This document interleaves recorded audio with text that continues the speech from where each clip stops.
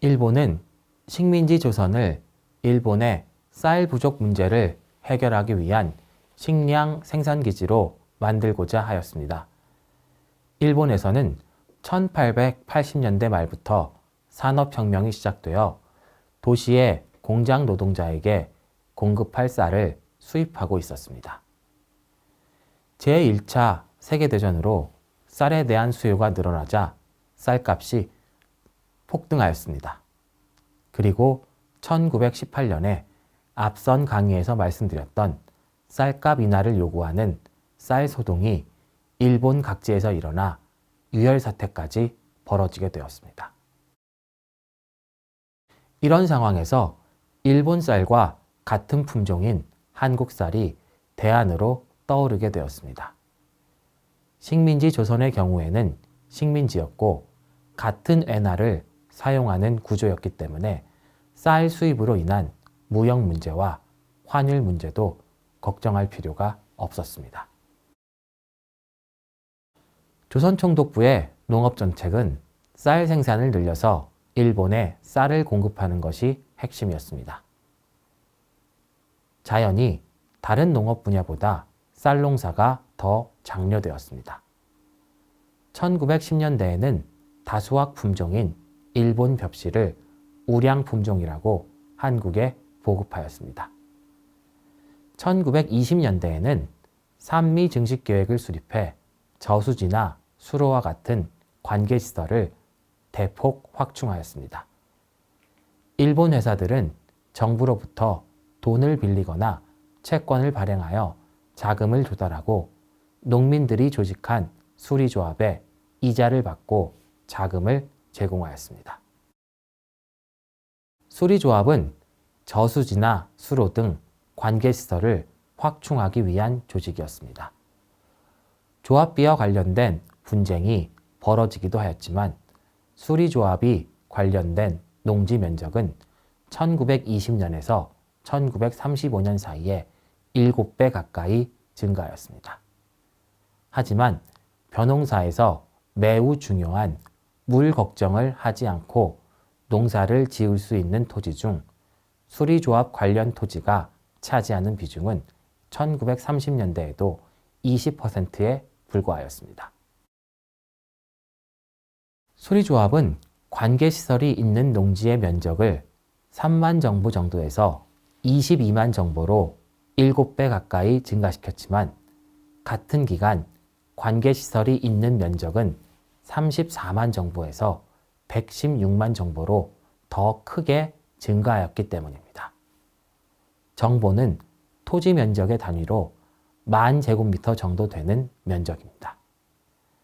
다시 말해 수리조합은 관계시설이 있는 농지 면적을 22만 정보로 증가시켰지만 수리조합에 속하지 않은 일반 지주와 농민들이 관계시설이 있는 농지 면적을 116만 정보로 더 크게 증가시켰기 때문에 수리조합의 기여도는 22 나누기 116, 약 20% 정도였습니다. 수리조합도 산미 증식계획 초기에는 일본인 지주가 중심이 된 대규모 수리조합이 많았지만 시간이 지날수록 조선인에 의한 소규모 수리조합의 비중이 증가하였습니다. 조선인 지주나 농민들이 농업 생산성의 향상에 중요한 자본 투자에 적극적으로 변해갔기 때문입니다. 19세기에는 땔감과 경지를 구하기 위하여 산림이 황폐화되고 이로 인해 저수지에 산에서 내려온 흙이 쌓여 저수지를 못 쓰게 되거나 저수지 안에 농사를 지어 수리시설이 폐기되는 일이 많았던 것과는 뚜렷하게 대조되는 현상이었습니다. 이러한 변화가 일어난 직접적인 이유는 자본 투자의 결과로 예상 수익이 높아졌기 때문입니다. 쌀이 일본으로 수출되고 가격이 상승하면서 농업과 관련된 투자의 수익률이 높아졌습니다. 또한 제도적으로는 토지조사 사업을 통해 지주나 농민들이 소유한 재산의 소유권의 안정성이 높아진 것도 중요한 요인이었습니다. 토지조사 사업으로 소유권이 명확해졌기 때문에 토지의 거래가 용이해졌고 토지를 담보로 농업 투자 자금을 금융기관으로부터 대출받는 것도 쉬워졌습니다. 사유재산에 대한 국가 권력의 침해도 줄어들었습니다. 또한 지력 유력자의 침해도 억제되는 효과가 있었습니다. 산미 증식계획은 1930년 이후에 들어와 정체되었습니다. 세계적인 농업 불황으로 농산물 가격이 폭락해 일본 본토의 농가가 어려움을 겪게 되었기 때문입니다. 1934년부터는 많은 자금이 소요되는 수리시설 건설은 중단되고 자금이 적게 드는 우량 품종 보급 및 비료 투입 증대 정책으로 옮겨가게 되었습니다.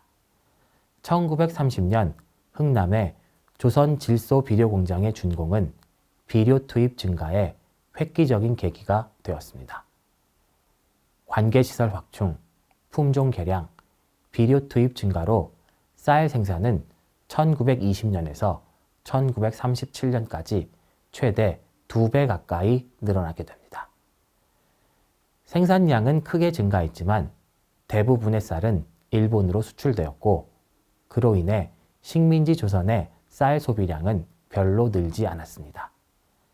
1916년에서 1920년 사이에는 생산량의 15% 정도가 수출되었는데 1931년에서 1935년 사이에는 50%가 수출되었습니다.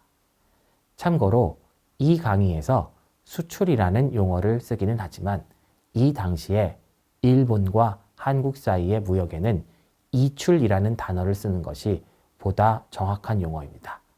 식민지는 외국이 아닌 같은 경제권으로 구분되기 때문입니다. 쌀 수출을 주도한 것은 지주였습니다. 일반 농민의 경우에는 자작농이라 하여도 시장에 판매할 수 있는 쌀은 얼마 되지 않았기 때문입니다. 하지만 지주들은 소작료로 받은 쌀의 대부분을 판매할 수 있었기 때문입니다. 1930년에서 1933년 사이에 지주가 보유한 쌀의 양은 자작농의 12배, 소작농의 30배에 가까운 규모였습니다.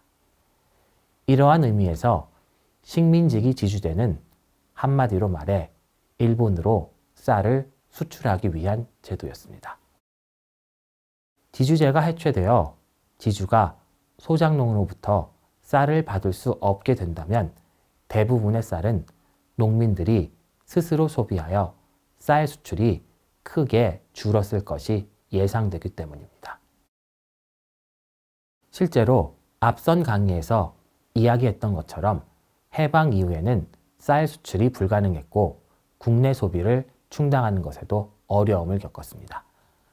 전쟁 등의 이유로 억제되었던 식량 소비가 급증하고 북한에서 내려오거나 외국에서 귀국하는 인구가 증가하였고 비료도 부족한 상황이었습니다.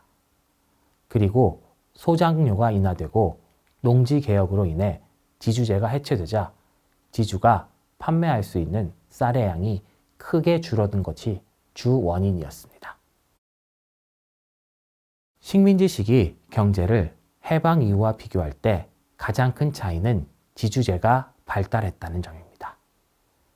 지주로부터 땅을 빌려 농사를 짓는 소작지는 토지조사 사업이 끝나는 1918년에 이미 전체 경지의 50%를 차지하고 있었고 1942년에는 58%로 증가하였습니다. 이 기간 동안 전체 경지의 면적이 증가하였음을 생각하면 실제 면적에서 8%보다 더 큰 증가를 보인 것이라고 해석해야 됩니다. 같은 기간 소작 농가는 38%에서 54%로 급증하였습니다. 소작과 자작을 겸하는 농가를 합하면 소작농의 비율은 거의 80%에 달해 식민지 시기 농민 대부분은 소작을 했다고 해도 크게 틀린 말은 아닙니다. 소작류는 조선시대에 이미 지주와 소작농이 수확을 절반씩 나누는 것이 관행이었습니다. 식민지기에도 소작률은 50%가 보통이었지만 극단적인 경우에는 70에서 80%인 경우도 있었습니다. 소작류 부담 때문에 소작농은 매우 가난한 상태를 벗어나기 어려웠습니다. 가을에 수확한 곡식이 봄에 더 이상 남아있지 않아 굶게 되는 농민들이 많았는데 자작농의 경우 18% 정도였지만 소작농의 경우에는 68%에 달했습니다. 이 수치는 농업공황이 심각하였던 1930년의 조사 결과이지만 매우 많은 소작농이 봄에는 더 이상 식량이 남아있지 않은 상태였음을 짐작할 수 있습니다. 이렇게 지주제가 극한까지 발달한 원인은 쌀의 상품화와 수출에 적극적이었던 총독부의 농업정책에도 원인이 있었습니다. 그리고 인구 증가도 지주제 발달의 중요한 원인이었습니다. 공중위생과 의료시설의 보급으로 조선시대 매우 낮았던 인구 증가율은 식민지 시기에 크게 높아졌습니다. 인구는 증가했지만 상공업의 발달이 미약해 대부분의 인구는 농촌에 남을 수밖에 없었습니다. 농촌 인구가 늘자 토지 수요가 증가하였습니다. 토지의 공급은 제한되어 있는데 소작하려는 토지에 대한 수요가 많았습니다. 이는 소작료의 상승으로 이어졌습니다. 지주의 입장에서는 소작료를 높게 받을 수 있었기 때문에 소작료를 받아 토지를 더 구매하는 것이 다른 투자에 비해 유리하였습니다. 또한 토지조사 사업으로 토지 거래가 편리해지고 안전해지고 토지를 담보로 대출을 받기 쉬워진 것도 지주제 발달을 촉진하였습니다. 지주제가 극한까지 발달하게 되자 지주와 소작인 사이에 갈등이 심해지게 됩니다. 1920년대부터 지주, 특히 일본인 지주를 상대로 한 소작쟁의가 증가하기 시작합니다. 1930년대 이후에는 극심한 농업 불황으로 농촌 사회의 계급 갈등의 골이 더욱 깊어집니다. 1931년 만주사변, 1937년 중일전쟁으로 일본의 대륙 침략이 본격화되면서 총동원 체제를 위협하는 계급 갈등을 억제할 필요성이 생겼습니다. 따라서 1930년대에 들어오면 지주 위주였던 총독부의 농업정책도 농민에게 관심을 두는 쪽으로 바뀌기 시작합니다. 총독부는 1932년부터 농촌진흥운동이라는 일종의 자력 갱생운동을 시작하는 한편 1934년에는 조선농지령을 공포합니다. 총독부가 소작지 관리자의 변경을 명령할 수 있도록 하고 소작지 임대차 기간을 3년 이상으로 규정하였습니다. 1939년에는 소작료 인상이나 소작 조건을 소작인에게 불리하게 고치는 것을 금지하였습니다. 전시 통제 경제가 본격화됨에 따라서 1940년대부터는 최소한의 자가 소비를 제외한 모든 식량을 통제 가격으로 강제로 매입하는 식량 공출이 시작됩니다. 지주의 소작지 관리에 총독부가 개입하고 전시 경제 통제로 소작료 인상이 제한되고 소작미의 자유 판매마저 불가능해짐으로써 식민지 지주체제의 발달은 더 이상 어렵게 되었습니다. 이번 시간에는 식민지기의 농업정책과 지주제의 발달에 대하여 이야기해 보았습니다. 앞선 강의에서 말씀드린 것들을 다시 한번 참조하시면 이번 시간에 강의한 내용을 좀 더 체계적으로 시간 순서에 따라 이해할 수 있을 것으로 생각됩니다. 식민지기의 농업정책은 그 이전 시기에는 토지의 소유권을 명확히 하고 세금 체제를 변경한 토지조사 사업과 연관되어 있었습니다.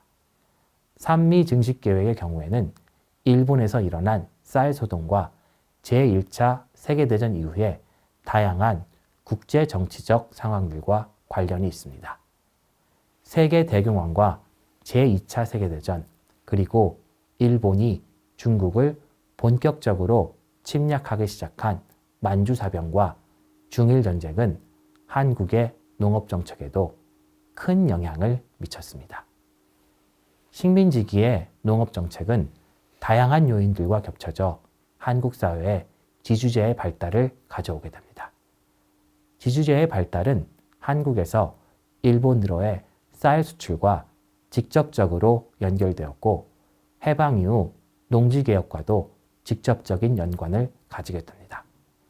그리고 해방 이후 실행된 농지개혁은 이승만 대통령의 정치적 위치와도 직접적인 연관을 가지게 됩니다.